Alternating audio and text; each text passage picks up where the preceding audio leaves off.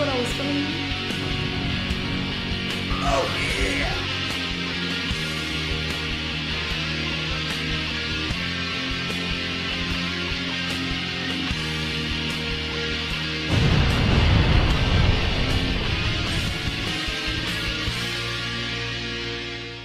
For me, Guts and Blackpowder was one of those Roblox zombie games that kind of blew up out of nowhere. I initially saw it as some sort of unfinished project game, whose development would inevitably stall out due to creative fatigue, following in the footsteps of the studio's previous game. But, lo and behold, Guts and Blackpowder is still standing strong, and has been able to conjure player counts that even surprised me.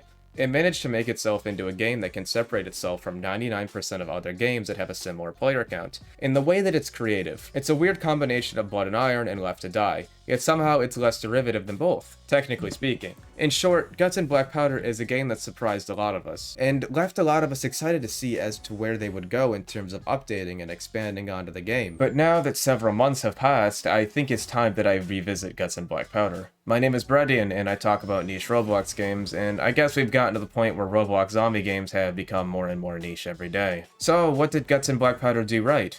Well, in recent updates, they decided to add new maps, specifically campaign maps, which is something that players of the game originally found engaging, so therefore it only makes sense that they'd add more. You know, wouldn't it just be funny if the developers decided to only add survival maps over and over? Kind of like those other Roblox zombie games. Anyways, in all seriousness, it's really impressive that the developers of Guts and Blackpowder are able to consistently pump out content, that of which has a decent amount of depth to it. They could have just made a game where you survive zombies endlessly with muskets and called it a day, but they really decided to go the extra mile to make full-out campaigns, complete with voice acting and music and large set pieces. With all of these large-scale campaign maps, I do have to ask, is development troubling at all? The most frustrating part of development for me is when I get a map handed to me from my map creator and he hasn't organized anything, and that is very painful for objective maps. But when he makes those maps, they take a few weeks or they take literally months, and usually they take months for him to finish. So developing those maps does take a while, and testing them takes a while because there's just so much that could go wrong.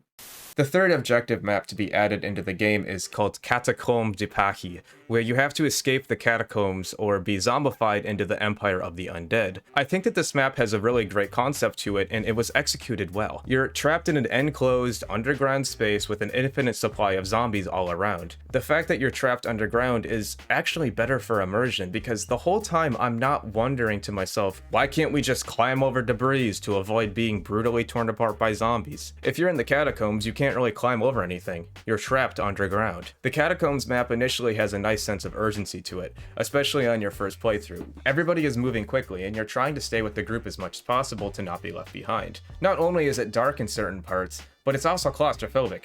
You hear stories about people getting lost in the catacombs in real life. That shit is scary. I think that the catacombs map definitely could have utilized the setting a lot better, because once you escape the catacombs, the city segment of the game isn't as good in my opinion. I legitimately get it mixed up with Leipzig all the time. I mean, to the game's credit, it does a pretty good job at making each campaign map different. Vardahaus Fortress is the one with the snow, Leipzig is the one with the bridge in the city, San Sebastian is the big map that takes place during daytime, and Catacombs de Pachi is also the one with the bridge in the city.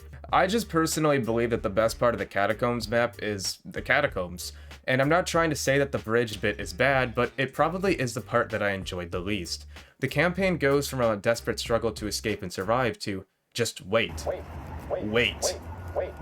and we will rescue you once we pack up and leave. Excuse me? Why don't I just fucking climb over this rubble and run over there with you to the side of the map that has no zombies? Why do I have to defend you so that you can give whoever's left some ghetto-ass vote? Oh, Breadian, you have to follow rules and be selfless. Guts and Blackpowder is all about teamwork. That's why zombies are able to incapacitate players. It's because you need your teammate to save you. Shut the fuck up! At the end of the day, you have to get into some little dumbass boat, and if you don't fall on the hay bales, you break your legs and have a chance to be shot and killed by your teammates. And this isn't something that personally happened to me, nor is it something that I'm mad about or anything, but it does add this observation that this map's final act is far more ball-crushing than the previous two were. especially if you can have your teammate just rip your victory away from you. It's not even like, oh yeah, he broke his legs and there's zombies nearby and we have to put him out of his misery and or leave him behind to be mauled to death. No, we are in the boat, escaping the city, and you are just murdering your comrade for the fun of it. What are you saving him from? Healthcare is free here. And yeah, it's whatever, it's a Roblox game, but I just wanted to point out how the theme of teamwork is starting to feel a little inconsistent here. Anyways, I still enjoyed the map. San Sebastian was the map that I kind of was excited for when I first saw it. Why? It takes place during the daytime. Daytime horror is cool, and it's a lot bigger than the other maps. Everybody likes it big. San Sebastian's campaign involves you escaping a fort, starting at the top and having you work your way down to the bottom. However, while the first 3 maps only had a small in their armor, San Sebastian's flaws here are a lot more obvious. The stretch from the top of the hill to the bottom of the hill is kind of long and pointless for no reason. There's a lot of unused space here, and that doesn't really do much except bloat the runtime of the map. Also, it's really easy to hold the game hostage here because holy shit, if the zombies try to push you, you can just simply walk backwards. The zombies don't spawn behind you or anything. There's still the issue of players like intentionally just staying back and walking around in areas where there's no zombies anymore. So my secondary scripter, Chris, has suggested that we make it so that zombies spawn behind players too. So that there's always a threat pressuring these people. But it's kind of hard to find out actual like good ways to do that without it just people staying back and then farming kills. It is something we want to fix. And what is the server gonna do about it? Vote kick and kill you?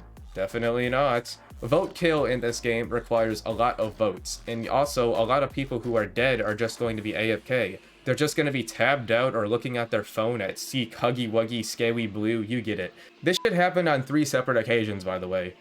Yeah, vote kick getting removed was actually a heartbreaking moment for me, just saying. Why did they remove it? Because people were vote kicking players who started the horde. I mean, I never did that, but I did use it to vote kick people who were annoying the fuck out of me in chat, so maybe it was for the better. We removed vote kick because a lot of people were abusing it to do things that we didn't like. If you get to this part in the catacombs where you jump over the ladder and then you're in like this town area where you have to talk to an NPC, players who haven't played the game before will most often see the NPC and walk up to him. And this is intended. Like, you are intended to walk up to him, but people know where the trigger is now, so they'll just sit there and want to set up before the NPC starts talking. So immediately when somebody talks to the NPC, everybody would vote kick that person, and then they'd lose out on playing the game. A majority of players kick players for just starting the horde rather than for griefing or exploiting. Yeah. So we removed vote kick because people were misusing it. Ooh, this is stretchy. Ooh, this is stretchy. I love me some stretch. What I noticed is that like stretchier clothes are usually cheap. What are you watching, bro? I Spice.